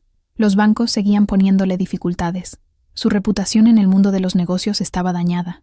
Estaba ganando tiempo, pero estaba perdiendo la guerra. Yo, por otro lado, me sentía más fuerte. Mi pequeña red de clientes de costura era sólida. Con la ayuda de Elena, había aprendido a gestionar mis finanzas. Ya no era la mujer asustada que había entrado en el despacho de Mateo. Era una mujer que conocía sus derechos y su valor. Con la proximidad de la Navidad, una idea comenzó a tomar forma en mi mente. Una idea audaz, casi teatral. La humillación había ocurrido en una cena de Nochebuena. La reparación también debía ocurrir allí. Era necesario cerrar el círculo. Hablé con Mateo y Elena. Al principio les pareció arriesgado. «Esto puede explotar, mamá», advirtió Elena. «Lo sé», respondí. «Pero esta guerra no puede continuar para siempre. Y no puede resolverse en un tribunal frío, entre abogados. Esto es un asunto de familia, y tiene que resolverse en familia, en mi casa, bajo mis reglas». Mateo, después de pensarlo un poco, vio la genialidad de la estrategia. «Es un movimiento de poder, doña Lupita. Traerlo a su territorio, en el aniversario exacto del evento que lo desencadenó todo, psicológicamente, es muy fuerte». Entonces, el plan fue trazado. En la primera semana de diciembre, envié las invitaciones. No por teléfono, no por mensaje. Envié tarjetas formales, escritas a mano, con mi mejor caligrafía. Invité a Miguel y Sofía, y a mis nietos, Diego y Valentina. Invité a Rafael y a su esposa. Invité a Elena, e invité a los padres de Sofía. El texto de la invitación era simple y directo. Guadalupe Fernández tiene el honor de invitar a su familia a la cena de Nochebuena, que se celebrará en su residencia, el día 24 de diciembre, a las 20 horas. Su presencia es de suma importancia. No había lugar para el rechazo. La formalidad, el tono casi imperial, era intencional. No estaba pidiendo, estaba convocando. Sabía que la curiosidad, la desconfianza y el miedo a lo que podría hacer, si no venían, los obligaría a aceptar. La respuesta de Sofía llegó a través de un mensaje de texto a Elena, lleno de pasividad-agresividad. ¿Tu madre da una cena? ¡Qué inesperado! Claro que iremos. No nos lo perderíamos por nada. La respuesta de Miguel fue el silencio. Pero yo sabía que vendría. Su arrogancia no le permitiría parecer intimidado. Vendría a enfrentarme, a intentar darle la vuelta al juego a su favor en mi propio escenario. Pasé las semanas siguientes preparándome, no solo mi casa, sino a mí misma. No estaba organizando una cena. Estaba preparando el escenario para el último acto de nuestra larga y dolorosa obra, y yo sería la directora, la guionista, y la actriz principal. La preparación para aquella cena de Nochebuena fue un ritual. Cada gesto tenía un significado, cada ingrediente una memoria. No estaba solo cocinando, estaba invocando mi historia, mi fuerza como matriarca, mi derecho a ocupar la cabecera de la mesa. Limpié la casa de arriba abajo, como si quisiera purificarla de toda la angustia del último año. Abrí las ventanas, dejando que el aire fresco de diciembre entrara. Saqué brillo a la platería que había heredado de mi madre, piezas que rara vez usaba. Planché el mejor mantel que tenía, una pieza de lino blanco que yo misma había bordado con flores discretas en los bordes, años atrás. El menú fue elegido a conciencia. No haría el pavo sofisticado de Sofía. Haría los platos que eran el alma de nuestra familia, la comida que había alimentado a Miguel en su infancia, los sabores que él había intentado olvidar en su búsqueda de sofisticación. El plato principal sería el mole negro, la receta de mi madre, de mi abuela, un plato que lleva días preparar, que exige paciencia y decenas de ingredientes. Mientras tostaba los chiles, las nueces y las semillas, recordaba todas las veces que había hecho ese plato para celebrar los logros de Miguel, su graduación del instituto, su marcha a la universidad, su regreso. Era la comida de mi amor y de mi sacrificio.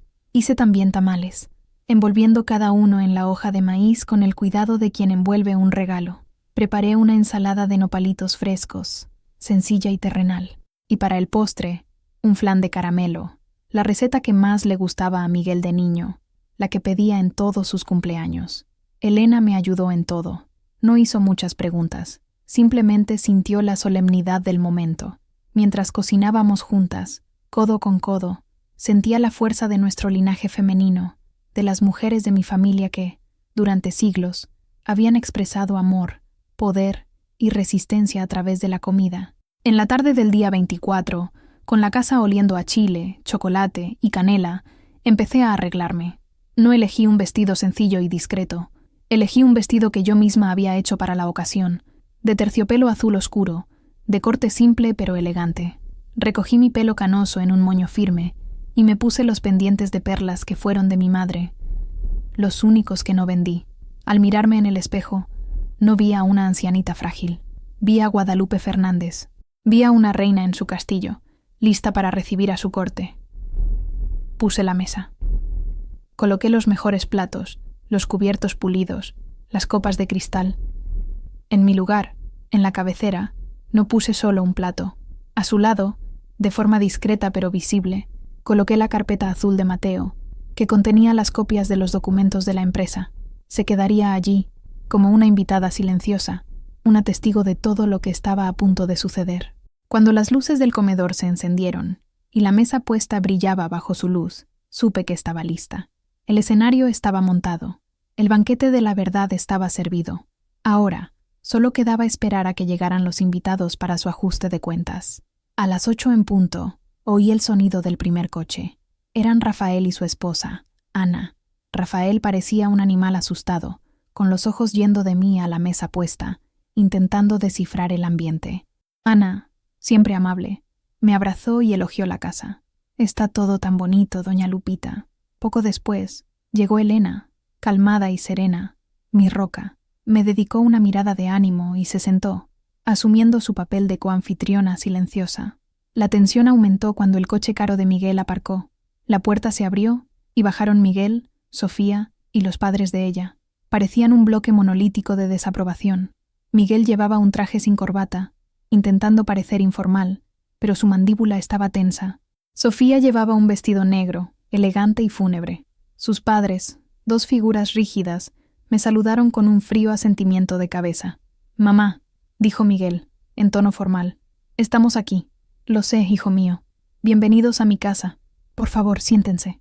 Se movieron con cautela, como si el suelo pudiera derrumbarse en cualquier momento. Los padres de Sofía se sentaron lo más lejos posible de mí. Sofía se sentó al lado de su marido, con su bolso de marca colocado en el regazo como un escudo. Por último, llegaron mis nietos, Diego y Valentina, traídos por un chofer.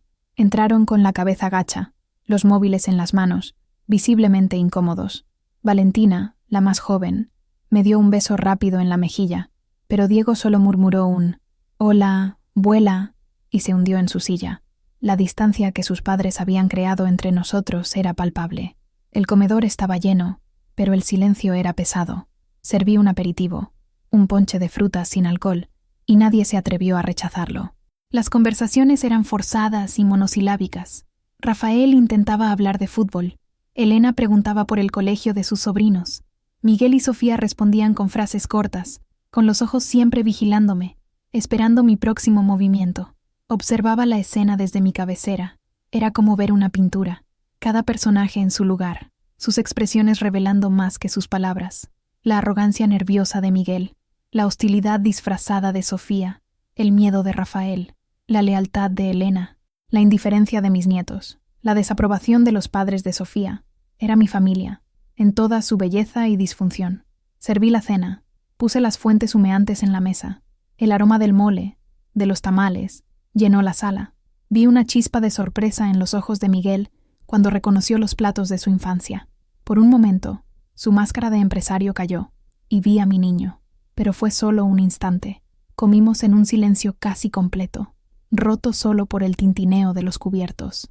La comida, que había hecho con tanto amor e intención, parecía tener un sabor a cenizas en la boca de todos. La tensión era tan espesa que se podía cortar con un cuchillo. Todos sabían que aquello no era una cena de Navidad, era un tribunal, y el juicio estaba a punto de comenzar. Cuando todos terminaron el plato principal, y los restos de mole se enfriaban en los platos, supe que era el momento. Me levanté lentamente. El crujido de mi silla fue el único sonido en la sala, y todos los ojos se volvieron hacia mí. Cogí la carpeta azul que estaba a mi lado. Mis manos no temblaban. Mi corazón latía fuerte, pero mi voz, cuando hablé, era clara como el cristal. Les agradezco a todos por haber venido esta noche. Empecé, mirando a cada uno de ellos. Hace exactamente un año, en esta misma noche, estábamos reunidos en otra mesa, y esa noche fui humillada. Fui llamada carga por mi propio hijo. El rostro de Miguel se enrojeció. Sofía miró su plato. Los invitados se removieron incómodos en sus sillas. He pasado un año pensando en esa noche, en esa palabra, carga, y me di cuenta de que el problema no era la palabra en sí, sino la mentira que había detrás. Una mentira que todos nosotros, de una forma u otra, hemos ayudado a construir. La mentira de que el éxito de Miguel se construyó solo, y de que yo soy solo una viejecita a la que él generosamente mantiene. Abrí la carpeta y saqué el primer documento, la escritura del terreno de mi padre. Esta mentira empezó aquí, dije, mostrando el papel, con la venta de la única herencia de mi familia. La semilla del negocio de Miguel no fue su sudor, sino mi raíz, que arranqué para darle alas. El silencio era absoluto. Y la mentira se formalizó aquí, continué, sacando el contrato social de la empresa, en estos papeles, que dicen, de forma muy clara, que la constructora Fernández e Hijos tiene un único propietario, y ese propietario soy yo, Guadalupe Fernández. Puse los papeles sobre la mesa. Se quedaron allí, en el centro, como una acusación irrefutable. No digo esto por venganza, Miguel, dije, mirando directamente a los ojos de mi hijo. Lo digo porque la verdad necesita ser dicha. El dinero que construyó tu casa, que paga los colegios de tus hijos, que financia tus viajes, no es tuyo, es nuestro. Es el fruto de un sacrificio que elegiste olvidar y de una confianza que traicionaste. Me dirigí a los padres de Sofía.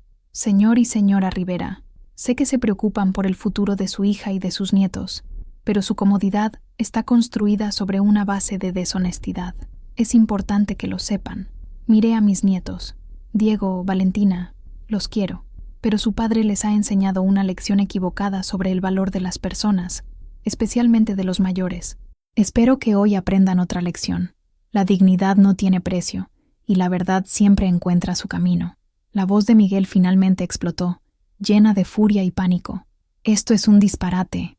Mamá, estás montando un circo, un teatro. No, Miguel, respondí, con la voz calmada pero inquebrantable. El circo se acabó. La obra en la que tú eras el héroe y yo la pobrecita terminó hoy. A partir de ahora, las cosas van a cambiar. La tienda es mía. Y voy a tomar el control de lo que me pertenece.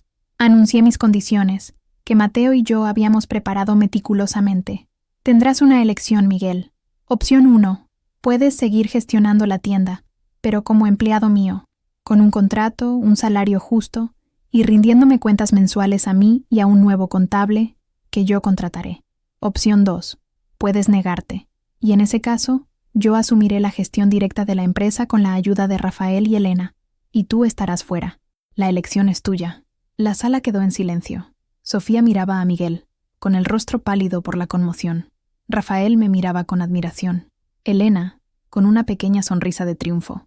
Miguel me miraba fijamente, con su arrogancia deshecha, reemplazada por una incredulidad atónita. Había perdido. En mi casa, en mi mesa, con mis reglas. La verdad lo había derrotado. Tienen hasta Año Nuevo para darme una respuesta, concluí. Ahora, si me disculpan, creo que es hora del postre. ¿Alguien quiere flan? El contraste entre la tensión del momento y la banalidad de mi oferta fue la estocada final. Aquella noche, en mi pequeño comedor, no recuperé solo una empresa. Recuperé mi voz, mi poder y mi lugar por derecho como matriarca de esa familia. La oferta de flan fue recibida con un silencio sepulcral. Nadie se movió. Los padres de Sofía fueron los primeros en romper el hechizo.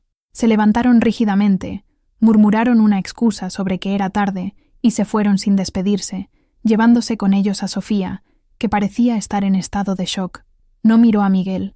Miguel permaneció sentado, mirando los papeles sobre la mesa como si fueran serpientes. El hombre que había aporreado mi puerta meses antes, lleno de furia y poder, ahora parecía un niño perdido.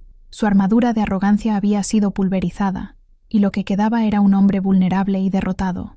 Mis nietos, Diego y Valentina, miraban de su padre a mí, con la confusión y quizás una pizca de respeto recién descubierto en sus ojos adolescentes. Elena se levantó y los llevó al salón, dándonos espacio.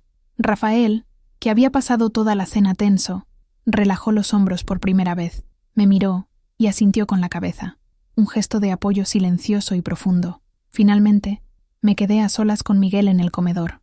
Levantó la vista hacia mí. Ya no había rabia en sus ojos, solo un agotamiento amargo.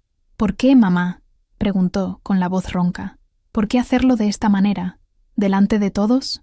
Porque tú me humillaste delante de todos, Miguel, respondí, sentándome de nuevo. La deshonra fue pública. La reparación también tenía que serlo. Y porque no me diste otra opción. Intenté hablar. Te invité a una reunión. Me ignoraste. Me llamaste senil. Intentaste intimidarme. Me subestimaste. ¿Creíste que la viejecita no tendría el valor de llegar hasta el final? Bajó la cabeza, sin tener que responder. No hice esto para destruirte, continué, con mi voz ahora más suave. Hice esto para salvarte de ti mismo, para enseñarte una lección que tu éxito te hizo olvidar, que nadie se construye solo, y que el respeto por tus raíces no es una opción, es la base de todo. Se quedó en silencio durante un largo rato, con los hombros encorvados. El peso de todo lo que había sucedido parecía haberlo alcanzado finalmente. Yo no sé qué hacer, admitió, con la voz débil. Ya te he dicho qué hacer. Tienes dos opciones. Piénsalas. Piensa en lo que es mejor para tu futuro, para tu familia. Y recuerda, Miguel, no soy tu enemiga, soy tu madre. Y a veces, el mayor acto de amor de una madre no es pasar la mano por la cabeza, sino mostrarle a su hijo el tamaño exacto de su error. Me levanté y empecé a recoger los platos. El gesto era deliberado. La cena había terminado. La conversación había terminado. Estaba retomando el control de mi casa, de mi vida. Se levantó y caminó hasta la puerta, pareciendo 10 años mayor. Antes de salir, se giró. El mole estaba bueno, mamá, como el de la abuela. Fue la primera cosa honesta que me dijo en mucho tiempo.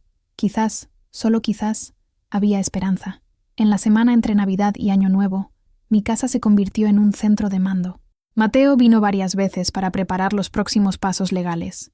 Elena y Rafael estuvieron siempre presentes, ayudando, planeando. Estábamos construyendo algo nuevo sobre las cenizas de la antigua estructura familiar. El 30 de diciembre, Miguel llamó. Su voz estaba desprovista de emoción. Acepto la primera opción, dijo. Seré tu empleado. No hubo una disculpa. Todavía no. Pero hubo una capitulación. Y por el momento, eso era suficiente. La batalla había terminado. La larga y dolorosa reconstrucción apenas comenzaba. Los meses que siguieron fueron de una extraña y delicada reconstrucción. Fiel a su palabra, Miguel aceptó mis condiciones. Contraté a un nuevo contable, un hombre de mediana edad, serio y recomendado por Mateo, que pasó a presentarme informes semanales. Yo, que antes apenas sabía la diferencia entre beneficio e ingresos, empecé a estudiar las cifras de mi propia empresa. Pasaba horas con el contable, aprendiendo, preguntando, entendiendo. Mi relación con Miguel se volvió estrictamente profesional. Teníamos reuniones semanales en las que él me presentaba la marcha de los negocios. Era formal, eficiente, pero la antigua llama de arrogancia en sus ojos se había apagado. Estaba aprendiendo la lección más dura de todas, la de la humildad. Sofía nunca más apareció por mi casa, y su relación, según Elena, pasaba por una profunda crisis. Su alianza se había construido sobre el éxito material de Miguel. Con esa base tambaleándose, toda la estructura se tambaleaba. Rafael fue ascendido. Lo puse como mi mano derecha en la empresa, mi gerente de operaciones. Floreció con la nueva responsabilidad, mostrando un talento para la gestión que Miguel nunca le había permitido desarrollar. Elena, aunque continuaba dando clases, se convirtió en mi consejera, mi confidente. Nuestra alianza, forjada en el fuego, se había convertido en el pilar de nuestra nueva familia. Con el control de mis finanzas, mi vida cambió, no en lujo, sino en seguridad y dignidad. Reformé mi pequeña casa, arreglando el tejado, pintando las paredes, construyendo el porche con el que siempre había soñado para mi máquina de coser. Contraté a una ayudante para las tareas domésticas más pesadas. Y, lo más importante, creé un fondo de educación para mis nietos, garantizando que su futuro no dependiera de los humores o los errores de su padre. La relación con Diego y Valentina comenzó a cambiar, lentamente. Los domingos los invitaba a comer, sin sus padres. Al principio, venían por obligación, pero yo no les hablaba del conflicto. Les hablaba de mi vida, les contaba historias de la familia, le enseñaba a Valentina a bordar. Poco a poco, la curiosidad sustituyó al resentimiento. Estaban descubriendo a la abuela que nunca les habían permitido conocer. Un día, meses después de aquella cena, Miguel apareció en mi casa después de una reunión de trabajo. No se fue de inmediato. Se quedó de pie en mi nuevo porche, mirando el jardín. «Me humillaste, mamá», dijo, con la voz baja, pero sin la rabia de antes. «Lo sé», respondí, sin defenderme. «Y me lo merecía», continuó. «Me convertí en un hombre que ni yo mismo reconozco. Te pido perdón, por la Navidad, por todo». Las lágrimas que había contenido durante tanto tiempo finalmente brotaron de mis ojos. No eran lágrimas de tristeza, sino de alivio. La disculpa no borraba el dolor, pero abría la puerta a la curación. Hoy, mi vida es tranquila. La herida con Miguel todavía está cicatrizando. Quizás nunca volvamos a tener la relación de antes, pero tenemos algo nuevo. Una relación basada en la verdad y el respeto mutuo. Él está reaprendiendo a ser hijo, y yo, a ser madre de un hombre adulto, no de un proyecto. Desde la ventana de mi nuevo porche, veo mis geranios florecer. El zumbido de mis zíngeres, de nuevo, una melodía de paz, no de desesperación. No tengo una tienda de telas, pero tengo algo mucho más valioso, el control de mi propia narrativa. Mi historia es la prueba de que nunca es tarde para coger la aguja y rehacer el bordado de nuestra vida, aunque la tela esté gastada y las manos cansadas. Siempre podemos elegir un nuevo diseño, un nuevo color de hilo. Siempre podemos dar la última puntada. No un punto final, sino un punto de reinicio. Y esa, amigos míos, es la más perfecta de las venganzas, la de florecer donde intentaron enterrarnos. Y así, puntada a puntada, mi verdad fue tejida. Si este viaje de una abuela que reaprendió a ser la dueña de su propia historia ha tocado su corazón, les pido que nos ayuden a seguir compartiendo narrativas como esta. Dejen su me gusta si creen en la fuerza de la dignidad. Comenten abajo qué harían en mi lugar. Y lo más importante, suscríbanse al canal. Cada nueva suscripción es un hilo más en el gran tejido de nuestra comunidad. Muchas gracias por escucharme.